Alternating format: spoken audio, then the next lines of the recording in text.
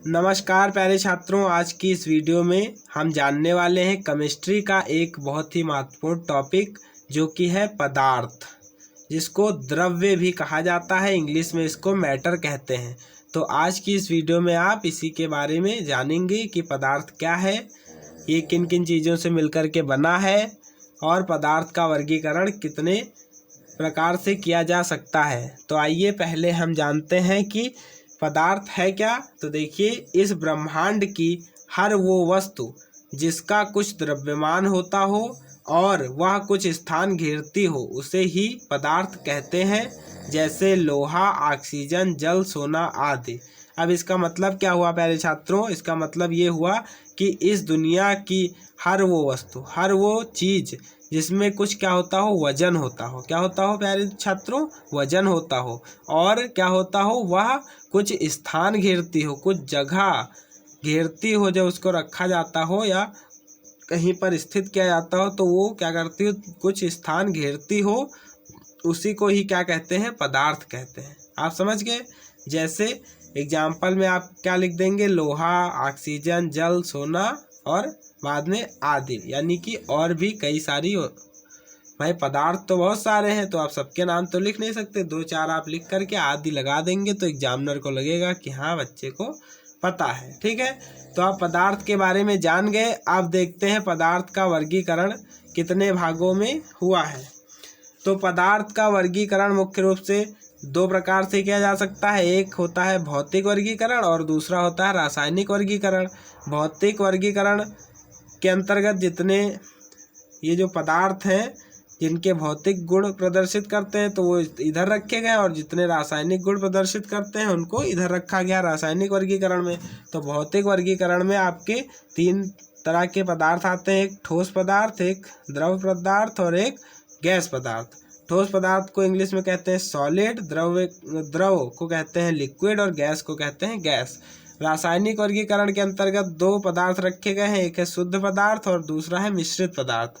शुद्ध पदार्थ के भी दो भेद होते हैं प्यारे छात्रों, एक तत्व और एक यौगिक। और मिश्रित के भी दो प्रकार होते हैं, एक होता है सामांगी और दूसरा होता है विषमांगी। तो इस चार्ट को भी आप अच्छे से याद कर लीजिएगा, इसकी सहायता से आप याद करेंगे और चीज़ों को व्यवस्थित क्रम में लिख लेंगे। ठीक है, तो अब आइए हम देखते हैं कि ठोस पदार्थ क्या होते हैं। तो आइए वीडियो में आगे बढ़ते हैं।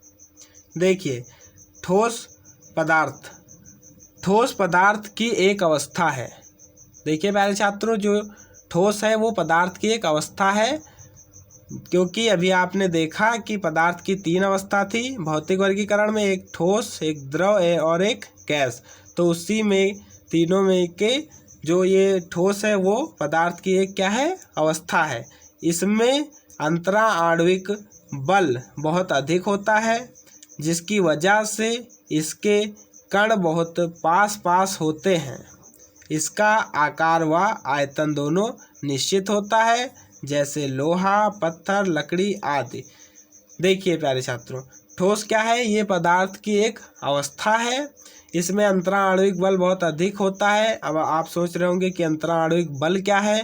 तो भैया देखिए, कोई भी पदार्थ है उसके अंदर क्या होंगे? अणु होंगे या कण होंगे। ठीक है, तो ये जो अंतराणविक बल होता है ये क्या करता है? इन सभी कणों को एक दूसरे से आकर्षित करके एकदम चिपकाए रखता है। ठीक है, तो आप अंतराणविक बल समझ गए। तो जो ठोस पदार्थ होते हैं उसमें ये बल बहुत अधिक होता है, इसलिए इसके जो कण होते हैं वो एकदम एक दूसरे से सटे सटे होते हैं, एकदम पास पास होते हैं। इसीलिए जो ठोस पदार्थ होता है वो कठोर होता है, उसको तोड़ना बड़ा ही दुर्लभ काम हो जाता है। और फिर देखिए, ठोस में क्या है? इसका आकार व आयतन दोनों निश्चित होता है। हाँ भैया, देखिए ठोस पदार्थ अगर इस तरीके से है, उसका आकार है वर्गाकार है, तो ये इसका आकार और आयतन दोनों क्या होगा? निश्चित होगा। ये इसका आकार आयतन बदलेगा नहीं। ठीक है, तो पहला आपने देखा कि ठोस पदार्थ में क्या होता है? अंतराणविक बल बहुत अधिक होता है, जिससे उसके जो कण होते हैं वो पास पास रहते हैं। और दूसरा आपने देखा कि इसका आकार व आयतन दोनों निश्चित होता है। और एग्जाम्पल में जैसे लोहा, पत्थर, लकड़ी आदि आप लिख देंगे। ठीक है, अब ठोस की बात हो गई। अब चलिए द्रव को देखते हैं। तो द्रव पदार्थ की एक अवस्था है, ये लाइन आपको जरूर याद रखनी है। हर अवस्था में आपको इसका वर्णन करना है। जैसे भी ठोस में आपने लिखा था कि ठोस पदार्थ की एक अवस्था है, वैसे ही द्रव में आप लिखेंगे द्रव पदार्थ की एक अवस्था है। ठीक है, इसमें अंतराणविक बल ठोस की तुलना में कम होता है। क्या होता है, देखिए कि ठोस में अंतराणविक बल बहुत अधिक होता है, इसलिए उसके कण एकदम पास पास चिपके रहते हैं। लेकिन इसमें क्या होता है, अंतराणविक बल जो है वो ठोस की तुलना में कम होता है, यानी इसके जो कण हैं वो बहुत ज़्यादा एक दूसरे से सटे नहीं होते हैं। ठीक, और देखिए इसका आयतन तो निश्चित होता है परंतु आकार निश्चित होता है। इसका जो आयतन है, वॉल्यूम, वो निश्चित होता है, लेकिन जो आकार है वो बदलता रहता है। मान लीजिए अब देखिए आपने पानी या कोई तरल चीज़ आपने लिया तो उसका आकार नहीं निश्चित होता। आप अगर बाल्टी में डालेंगे तो वो गोल हो जाए, मतलब जिस बर्तन में डालेंगे उसी का आकार वो ले लेगा। इसका अपना खुद का कोई आकार नहीं होता है, लेकिन जो आयतन है वो होता है, वो निश्चित होता है वॉल्यूम, लेकिन जो आकार होता है वो बर्तन के हिसाब से उसका ढल जाता है। ठीक है, जैसे जल, जूस, शहद आदि। इतना आप समझ गए। तो आइए अब हम चलते। अब देखिए गैस क्या होते हैं। तो गैस पदार्थ की एक अवस्था है, इसमें भी आपको पहली लाइन वही लिखना है। फिर आपको लिखना है इसमें अंतराणविक बल ना के बराबर होता है, यानी जो अंतराणविक बल जो कणों को एक दूसरे से चिपकाया रहता है वो गैस में नहीं होता है, ना के बराबर होता है। इसके जितने भी कण हैं वो सब अलग अलग होते हैं। ठीक है, उनके बीच में कोई आकर्षण बल नहीं होता है। ठीक है, इसके कण एक दूसरे से बहुत दूर दूर होते हैं, यही मैंने अभी आपको बताया। फिर देखिए इसका आकार व आयतन दोनों अनिश्चित होते हैं। तो भैया इसका जो आकार है गैस का और जो आयतन है वो दोनों ही अनिश्चित होते हैं। पहले आपने क्या देखा कि ठोस में आकार और आयतन दोनों निश्चित होते हैं। फिर आपने द्रव में पढ़ा कि उसमें क्या होता है, आयतन तो निश्चित होता है लेकिन आकार अनिश्चित होता है।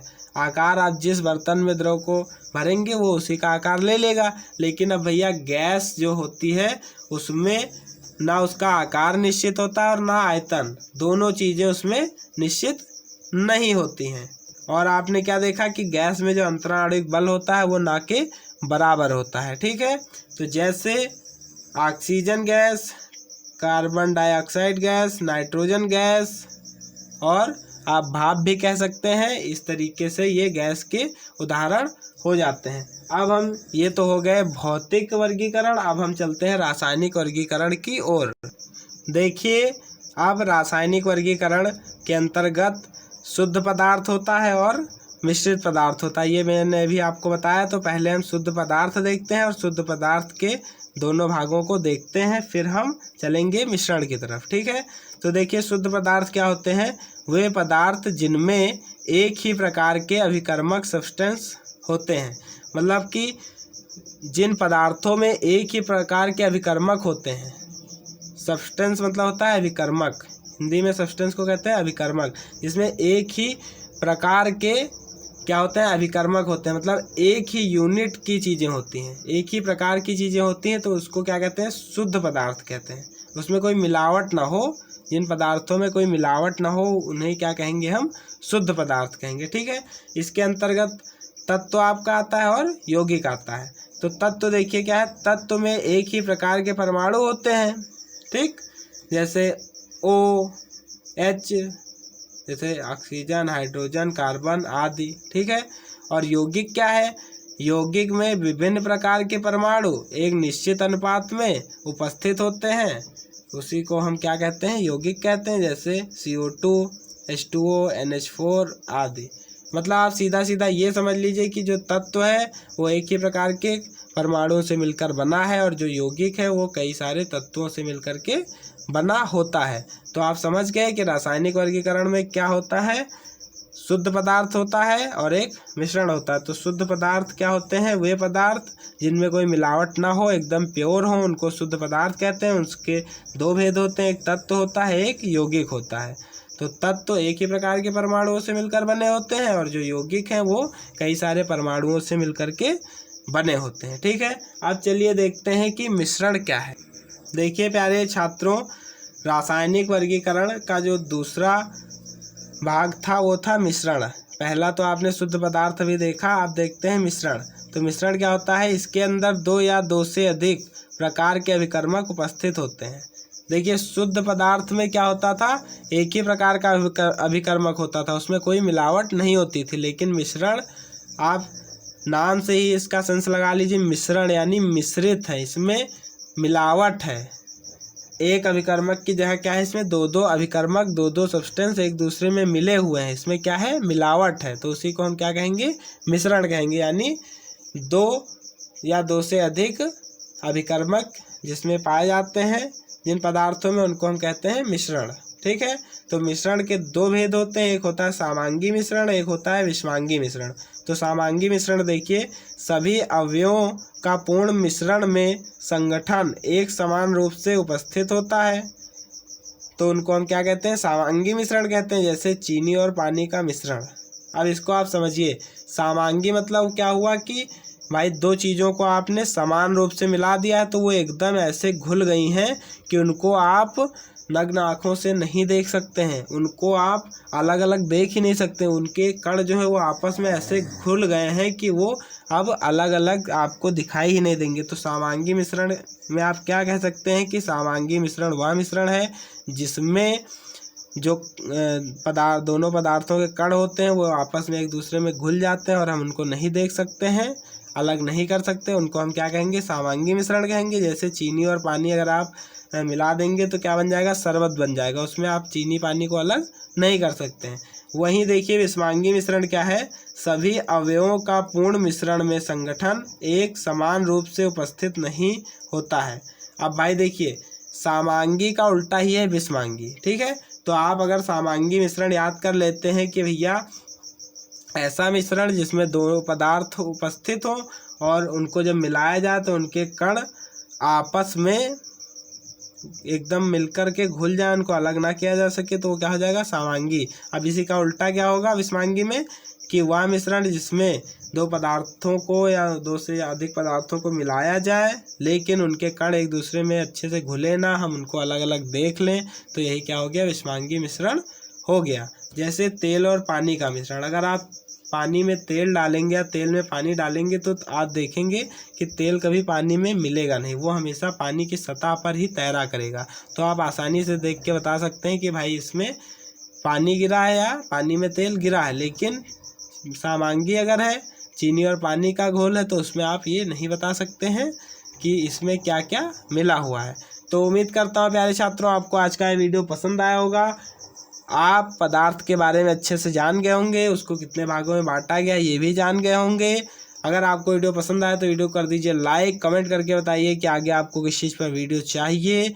अगर आप हमारे चैनल पर पहली बार आए हैं तो चैनल को सब्सक्राइब कर लीजिएगा और बेल के आइकन को ऑल पर सेट कर लीजिएगा। मिलते हैं आपसे जल्द ही किसी इंटरेस्टिंग टॉपिक के साथ, तब तक देखते रहिए आपका अपना YouTube channel how D Sanjeev sir educational. Tata bye bye.